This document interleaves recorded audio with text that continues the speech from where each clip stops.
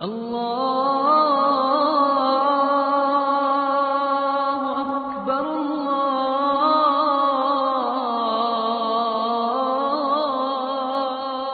رسول کریم صلی اللہ علیہ وآلہ وسلم نے ارشاد فرمایا، میں تمہیں ایسی عبادت نہ بتاؤں کہ جس کو کرنا بہت ہی آسان ہے اور بدن پر وہ بوجھل نہیں ہے، بدن پر وہ ہلکی ہے۔ عبادتوں میں مشقت تو اٹھانا پڑتی ہے۔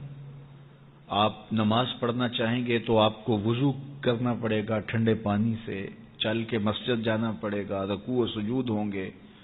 روزہ رکھنا ہے تو آپ کو دن بھر کی بھوک کاٹنی پڑے گی، زکوٰۃ دینی ہے، صدقہ کرنا ہے، خون پسینے کی کمائی سے پیسے جدا کرنے پڑیں گے، حج کرنا ہے تو بہت زیادہ مشقت اٹھانی پڑے گی۔ جتنے بھی اعمال ہیں خیر کے، اچھائی کے، ان میں بہت زیادہ مشقت اٹھانا پڑتی ہے۔ یہ طالب علم یہاں پڑھ رہے ہیں، 8 سال کا چلہ کاٹ رہے ہیں، معلمین پڑھا رہے ہیں، صبح تہجد سے اٹھتے ہیں اور شام تک ایک وظیفے میں لگے ہیں، علماء ہیں کام کر رہے ہیں، بہت سارے لوگ، کتنے مشقت والے کام ہیں، تب اللہ کی رضا جا کے نصیب ہوتی ہے۔ لیکن میرے حضور نے فرمایا تمہیں ایک ایسا عمل نہ بتا دوں جس میں بدن بھی نہیں تھکتا اور ہے بھی بڑا آسان؟ اللہ اکبر! فرمایا وہ عمل کون سا ہے؟ الصمت و حسن الخلق، خاموشی اور اچھے اخلاق۔ زیادہ بولنے سے بہتر ہے خاموش رہو، خاموشی میں نجات بھی ہے، ثواب بھی ہے۔ زیادہ بولنے والا جھوٹ بھی بول لیتا ہے، زیادہ بولنے والا گالی گلوچ اور سب و شتم پر بھی اتر آتا ہے، زیادہ بولنے والا کسی کی پگڑی بھی اچھال دیتا ہے، زیادہ بولنے والا غیبت بھی کر لیتا ہے، زیادہ بولنے والا ایسا مزاح کر لیتا ہے جس سے کسی کو تکلیف پہنچے۔ زیادہ بولنے والے سے بہت ساری غلطیاں ہو جاتی ہیں، جو تھوڑا بولے اس سے غلطیاں کم ہوتی ہیں، چونکہ انسان کے زیادہ گناہ جو ہے وہ اس کی زبان کی وجہ سے ہوتے ہیں۔ ایک روایت میں آتا ہے جب صبح ہوتی ہے سارے اعضائے بدنیاں زبان کے آگے ہاتھ جوڑتے ہیں، بی بی تو چپ رہنا، کیونکہ بولتی تو ہے اور مصیبت سارے اعضائے بدنیاں کو سہنا پڑتی ہے۔ تو یہ زبان جو ہے اس کی وجہ سے زیادہ گناہ ہوتے ہیں، یا زبان کی وجہ سے یا انسان کی عصمت کا جوہر جب لٹتا ہے تو پھر اس کے پلے کچھ نہیں رہتا۔ اس لیے میرے حضور نے ارشاد فرمایا، جو تمہاری 2 ٹانگوں کے درمیان اور جو 2 جبڑوں کے درمیان زبان، ان دونوں کی مجھے تم ضمانت دے دو، میں محمد تمہیں جنت کی ضمانت دے دیتا ہوں۔ تو فرمایا کہ میں تمہیں ایسا عمل نہ بتا دوں کہ جو بہت ہی آسان ہے، اور وہ کیا ہے؟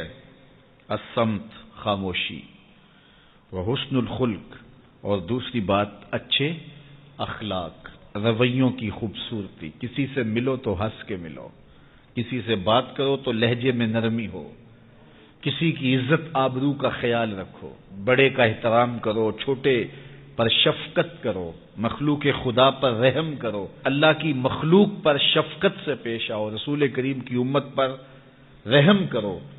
تو یہ ایسا عمل ہے جس پر کوئی مول بھی نہیں لگتا، قیمت بھی نہیں لگتی، بدن بھی نہیں تھکتا، لیکن نامہ اعمال نیکیوں سے بھر جاتا ہے۔ قیامت کے دن نامہ اعمال پر سب سے وزنی جو عمل ہوگا وہ حسن خلق ہوگا۔